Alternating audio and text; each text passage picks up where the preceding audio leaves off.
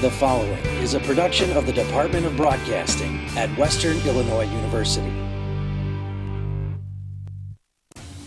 There's been talk of more Go West buses around Macomb and the campus.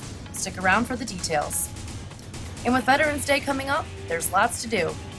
NEWS3 has a very special guest coming in today to talk about all things Veterans Week. Stay tuned for the interview. And Western's annual Stuff the Bus event is being pegged as yet another success. Stick around for more on that story. All that and more Live right from now. Salee Hall in high definition. News 3 starts now.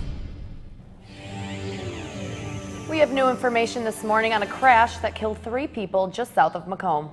Welcome to Good Morning Macomb. I'm Franny Smith. And I'm Shanae Glasgow. Toxicology results reveal alcohol may have been a factor in that crash. The McDonough County coroner released a report to News 3 that says 21-year-old Gabrielle Yoakum's blood alcohol concentration was .174, over twice the legal limit in the state of Illinois.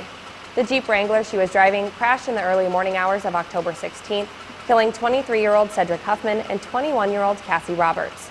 Justin Beer, the only survivor of that crash, is currently rehabbing at Heartland Healthcare Center in Galesburg, according to Beer's Facebook page. Beer was riding in the car when it left the road, rolled into an embankment, and slid into a tree. The city of Macomb, along with WIU, may be seeing new Go West buses soon. News 3's Bubba Samuels has more on when and how it's happening. The Go West transit service is one of the most recognizable things in Macomb. Everyone has at least seen one of the 27 brightly colored buses that are currently in the hands of Jude Kaya, the director of Go West. That number is looking to change in the near future. We're looking at somewhere between $3.25 and $3.75 million for the 9 buses that we have granted. Generally, they're between $300,000 and $400,000 a year, or not a year, total for each bus. According to Jude, the city of Macomb, in conjunction with Western Illinois, is in the process of purchasing new buses to add to their fleet. This will be the first set of new buses since the purchase of the 2010 Gillick models that are currently the dominant purple and gold routes. You know, we're pretty good at taking other people's trash and turning it into our treasure. Most of the buses in the Go West fleet are between 10 and 20 years old, including one bus that is an astounding 34 years old, which is extremely rare in bus terms. So where will the money to fund these new buses come from? Here's $4 million in vehicles. That should be enough to bring in up to 9 new buses.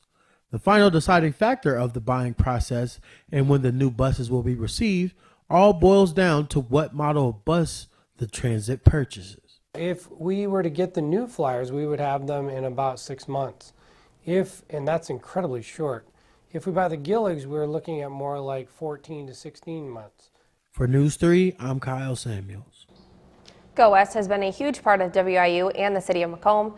With the addition of these new buses, they look to be an even bigger part. And speaking of buses, Western's annual Stuff the Bus event is being called another huge success. News 3's Jay Jacob reports.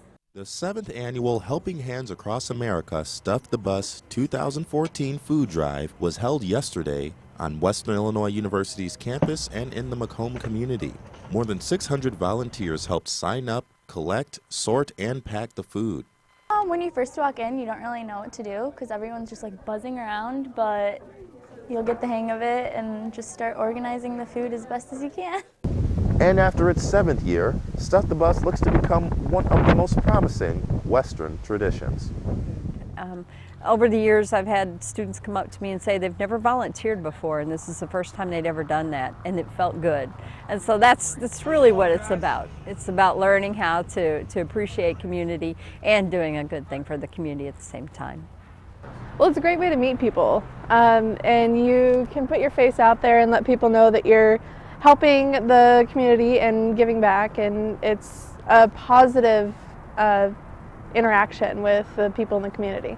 I mean, as a student, I think it's important to see the value in volunteering, just because someday, you know, you might be in the position where someone might, you know, need to help you, or someone might, you know, need your help in another situation, or you might be involved in another organization. The amount of food that has been collected is unsure, but there's one thing that's for certain. This one, there's definitely a lot of food. A lot. Reporting for News 3, I'm Jay Jacobs. Stay in touch with the News 3 to see the Stuff the Bus collection results as they come in. To start off Veterans Week, the WIU Wind Ensemble will have a very special guest conductor. 98-year-old World War II veteran John Moore will be waving the baton. Members of the ROTC program, along with Master Sergeant Doug Matsey and Professor Matt Bean, will be featured in the show. The concert will include a list of patriotic tunes and more hymns. The American College Counseling Association was named WIU Counseling Director, Jim DiTullio, as Director of the Year. DiTullio has been the director of the University Counseling Center for 16 years. He began working at WIU in 1989 as a staff counselor and was promoted to associate director in 1995. DiTullio has released a statement on winning the award. He says, quote, "I was quite surprised, shocked is a better word, to receive this national recognition." He goes on to say he is grateful to be honored with this award. One Illinois town has a tremendous issue. Part of the Christmas tree broke. The top of it came off while organizers attempted to put it together. This tree is massive at 55 feet high. And once it is decorated, it will have 30,000 lights. But people will have to repair this fake ficus before the Christmas celebrations. Organizers say sometimes these things just happen. It happens from time to time, but while we were loading the tree, the top 6-8 foot broke off. But we'll make it look nice. It's just it's going to take a little more work this year than normal. To fix the broken tree, organizers will either add more support or cover the top with an extra big star. And there's a new Guinness Book of World Record holder, and she lives in Orangeville, Illinois. After seeing this video, holy cow has a new meaning. Blossom is a 13-year-old Holstein cow standing in at 6 foot 4 inches. She's infertile, doesn't produce milk, and according to her owner, she really has become a part of their family. If you'd like to see more pictures of Blossom, she does have her own Facebook page. Each week, News 3 brings you a closer look at an animal in need of a home. This week's pet of the week is Baby. This pit bull mix is 3 years old and weighs around 54 pounds. She is good with kids and a very playful dog. As you can see from the video, she is just a happy pooch in need of a home. Baby is one of many animals waiting to be adopted at the McDonough County Animal Shelter located on the north end of town on Tower Road. Now an update on a fundraiser we featured a few weeks ago for the Humane Society of McDonough County. Retired Professor Chris Bricks pledged to match any donation made to the Humane Society up to $1,000. We're told the Bricks Challenge was successful in raising more than $10,000 for area animals. Coming up in 2 minutes, I will sit down with Crystal Keppel, a clerk for the Veterans Resource Center. She'll provide us with information on Veterans Week and how you can honor those who have served our country. And it's a little chilly out there this morning. We're dealing with temperatures in the low 30s early on this morning. We're going to warm up pretty nicely and temperatures will at least moderate to near normal. We'll have a look at your full forecast in a couple minutes.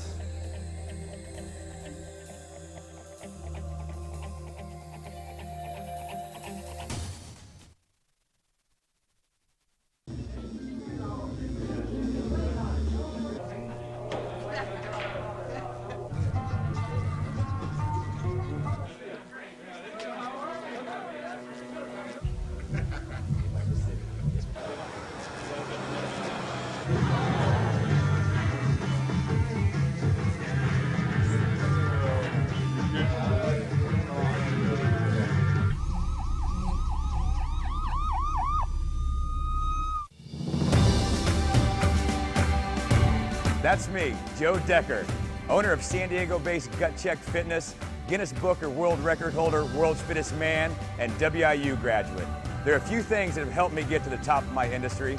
Growing up on a farm in the Midwest, serving in the U.S. military, and graduating from WIU. This is my story. What will your success story be?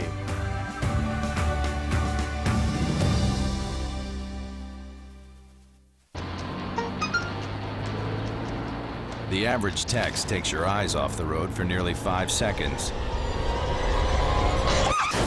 Stop the texts. Stop the wrecks. Visit us at stoptextstoprex.org. Your family, friends, and neighbors are all counting on you. Never let your gun get into the wrong hands. Remember, always lock it up. What do you think it would be like to teach? Chances are, you have no idea. Teachers today are breaking down obstacles, finding innovative ways to instill old lessons, proving that greatness can be found in everyday places, and that you don't need to be famous to be unforgettable. That's what it's like to teach.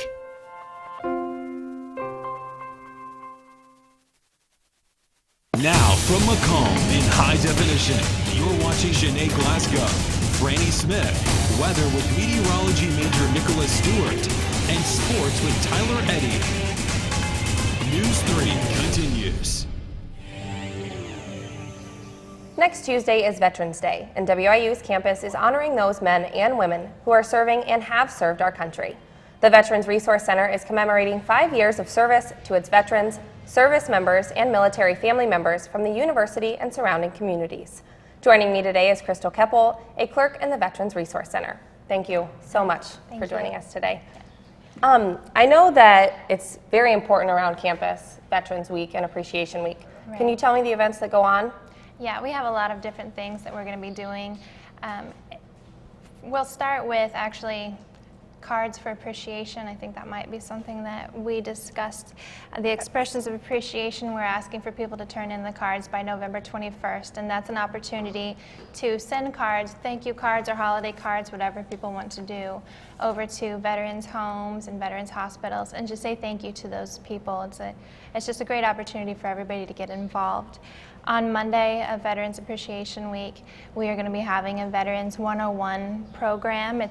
Kathy Myers will be at the Multicultural Center Multipurpose Room at 1 p.m.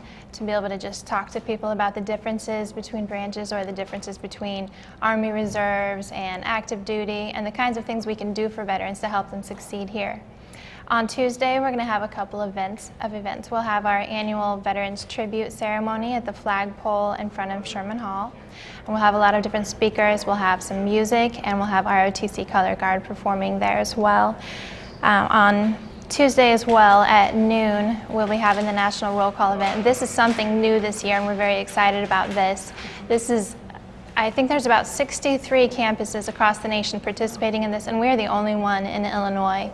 But we're asking for volunteers to read 5 minutes each, to read names. I know you're going to be doing that, and some other people here in broadcasting. So we're so excited to be able to take that time and just honor the veterans who, served, fallen soldiers, as well as people who are still serving and have retired. And we're looking for people who are employees or students, as well as your family and friends. So we are still looking for veterans' names if anybody wants to submit any. On Wednesday, we're having something new this year as well, and we're very excited about this. It's Veterans Voices, Personal Stories of Combat and Peace. We're asking veterans to submit different stories, and this isn't something they have to do right away. This is just the kickoff open house so they can learn more about it. But it's going to be a great publishing event that we're going to have probably towards the end of next year, next semester rather. But we're going to be doing that at the University Art Gallery between 2 and 4 p.m. We're co-sponsoring this along with the university, the English and Journalism Department, with Barb Haroon and Jackie Wilson-Jordan. They'll be the two faculty members there to speak with people and just discuss what we can do with this. And finally, on Thursday, we have an Ask a Vet veterans panel. So we'll have student veterans up there to answer questions, and we're hoping to have a great audience and great turnout. That'll be at the Multicultural Center Multipurpose Room as well, and it's fantastic to work with them. They've got such a great space. That will be at 9 a.m., so we're hoping a lot of people will show up since we're getting them out of bed and being there so early. So those are the events, and we're also having the Veterans Club and Oasis are working on making yellow ribbons like this to hand out at the University Union Concourse. So some different things going on. Can you explain the Canabla luncheon? Yes. They always have that cafe each Tuesday and Thursday during the semester, but for Veterans Day, they're having something called the White Table. It's a remembrance, and I think there's some more information online about that. They'll be setting up the White Table to remember fallen veterans and people who can't be there, or for the people who are gone right now and not available, and you can go online and read all about what the different pieces of that table mean. And they'll also have that, they'll have something there explaining it when you go in. So it's very interesting just to be able to make sure people think about these things and remember them. Well, I think what you guys are doing is a wonderful thing. I'm sure everyone appreciates it, and thank you again for joining And us. can I say thank you to a couple of other, like I just wanted to mention that we have so many different people who help us out, and the veterans, student veterans and service members, they're a very humble group, so they would really prefer to honor other veterans rather than themselves, so we want to take it upon ourselves to do this for them. We have the counseling center, we have equal opportunity and access that they help us out a lot, human resources, the university bookstore and the golf course are offering discounts, and just we have a focus group of student veterans that we're so appreciative of having, and then Kathy Myers, who works at the Veterans Resource Center in Eldridge Carter. We're all just so thankful for the different people who are able to help us, and all of you for letting us do this. No problem. Thank you. Thank you. Thanks again for joining us this morning, Crystal. As you have just heard, there are many events here on campus to honor former veterans as well as those serving now. If you would like to volunteer your time, visit the right residence. After the break, News 3 Nicholas Stewart shows us what to expect for our first full weekend in November.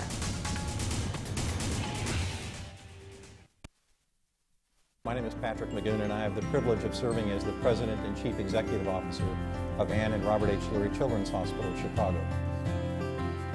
I'm also a very proud alumni of Western Illinois University. It gave me the foundation I needed to build a very successful career. That's my story.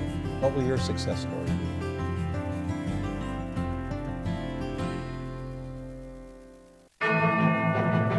When the big stories strike, count on award winners to provide you intimate and in-depth coverage. On the air and online. Local news, fresh perspective. Don't worry, 74 people were picked before me in the NFL draft.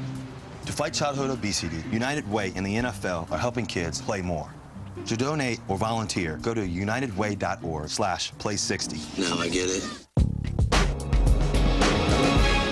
Hi, that's me, Sammy Marshall, a junior exercise science major at Western Illinois University, shortstop on the Leatherneck softball team, and Summit League Player of the Year. At Western, I take my GPA just as seriously as I take my batting average. My experiences with faculty, my coaching staff, and the community are helping shape my future in exercise science. This is my story. What will your success story be?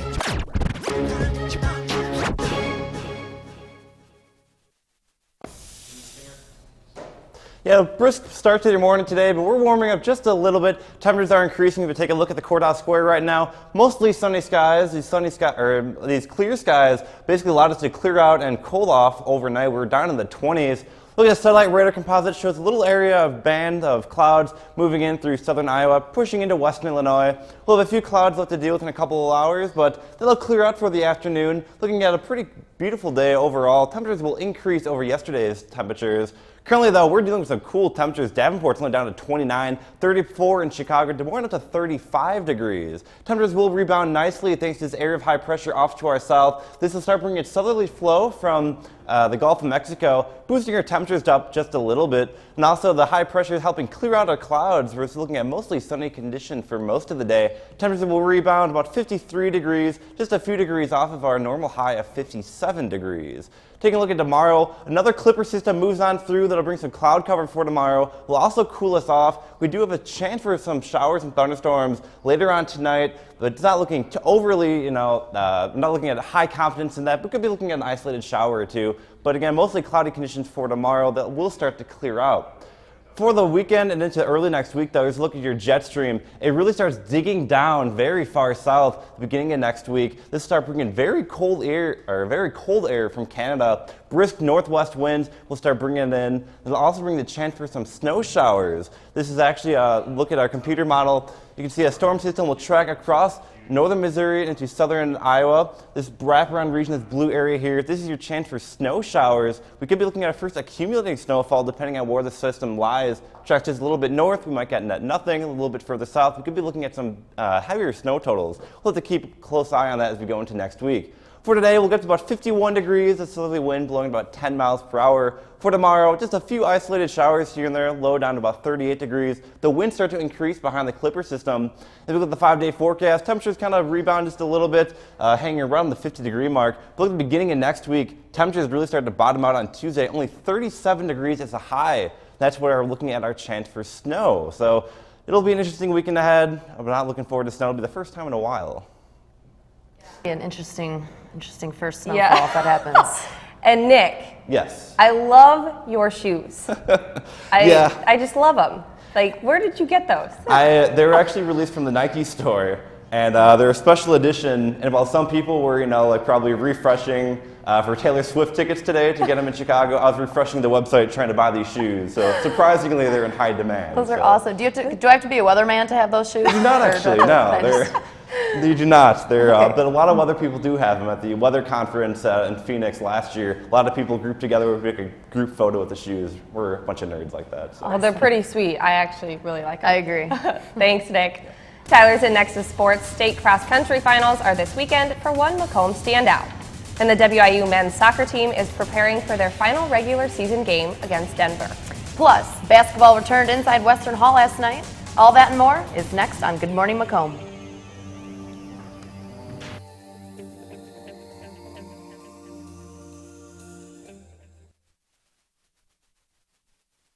Stories, they happen everywhere. At NEWS3, we go the distance and tell them firsthand. Across the region, the tornado tore through a neighborhood in Washington, Illinois. Across the state. Here at the state capitol in Springfield for the gubernatorial race. Across generations. We have a lot of people that are very dedicated. We're all volunteers. The stories that inform us, the stories that move us, the stories that matter from a fresh perspective. So, I got this new family, and I don't know what it is about this one, but she can't seem to put down that toy all day long. Tap, tap, tap, tap. Oh, and she even talks to it. She talks to that more than she talks to him. What's up, bro? Nice shirt. Who's she talking to? Her mom?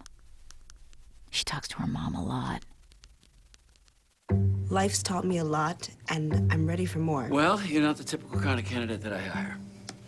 But you are exactly what I'm looking for.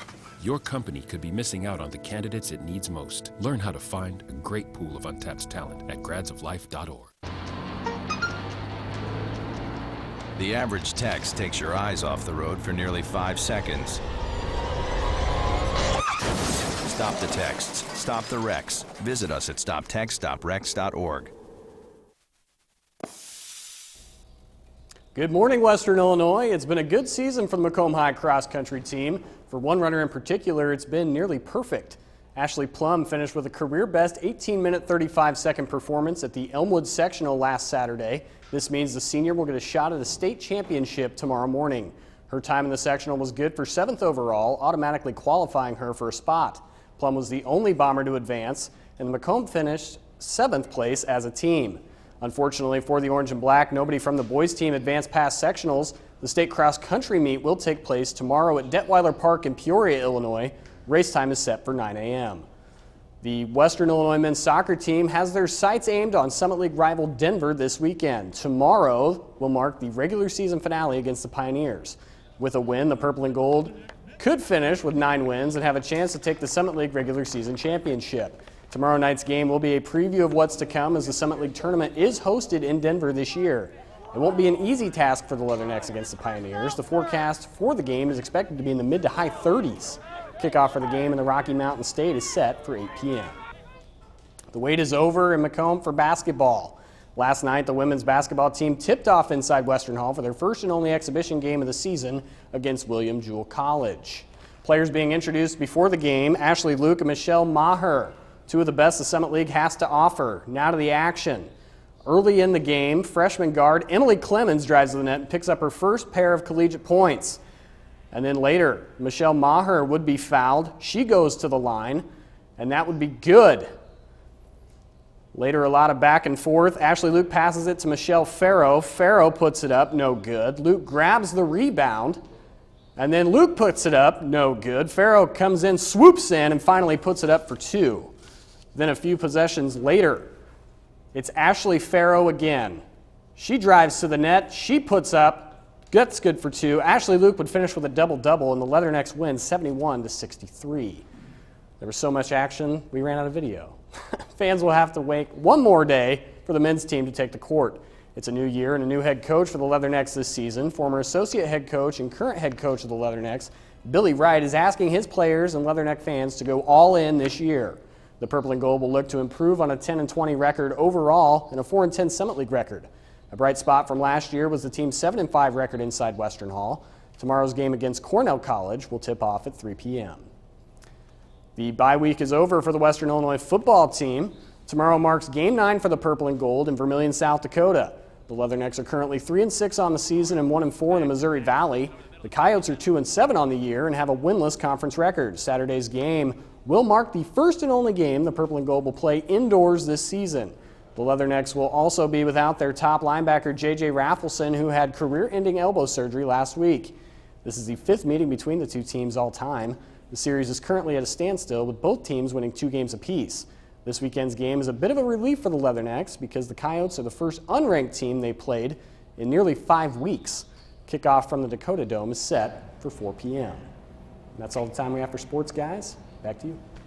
You know, the Leathernecks really did put up a good fight for football. I got to give it to them. You know, it's kind of heartbreaking, but, you know, we'll have to see. Hopefully basketball fares better this season, you know. Tyler, how do you think the basketball team's going to do? Good? Well, new year, new coach for the men. Last night, a little rough start for the women's team against William Jewell, but it was Coach J.D. Gravina's alma mater, so that was cool for him. He actually presented his former coach, who's fighting pancreatic cancer, with a jersey before the game, so that was pretty cool to see. Wow, that's nuts. All right, well, thanks, Tyler. The Shed Aquarium welcomes a new baby animal. We'll tell you all about the furry critter next.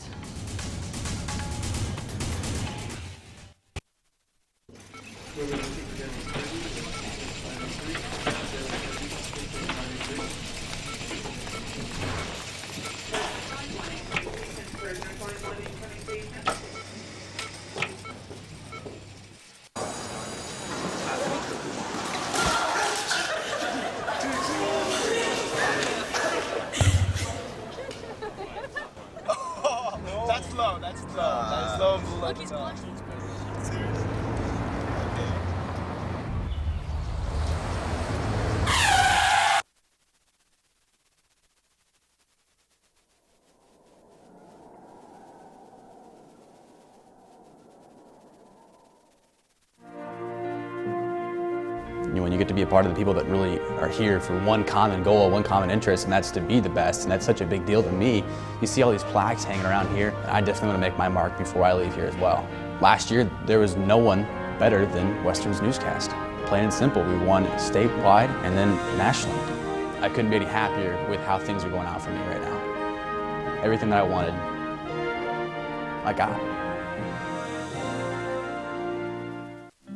When some people struggle with their mortgage payments, they become frozen. But the people who take action are far more likely to get the most positive outcome. Call this free government program for the option that's right for you. Thank you, dear. Well, you're very supple, just like I was at your age. Back then, I was a sex expert. Used to call me the buttered biscuit. I know about birth control, too. So you can ask me anything, baby. Bedsider.org has birth control information and a lot more. And it's... Have you had sex in this car yet?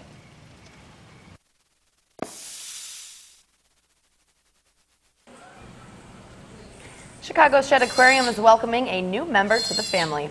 A new baby sea otter has been brought to the shed by the Department of Fish and Wildlife. The unnamed baby otter was found on the shores between the San Mateo and Santa Cruz County line. The Shed Aquarium said the pup is doing well and has been receiving around-the-clock care behind the scenes. That will do it for us this morning. And for Nicholas Stewart, I'm Franny Smith. And for Tyler Eddy, I'm Shanae Glasgow. We'll stay on top of your news over the weekend and bring you the latest updates Tuesday on Live at 4.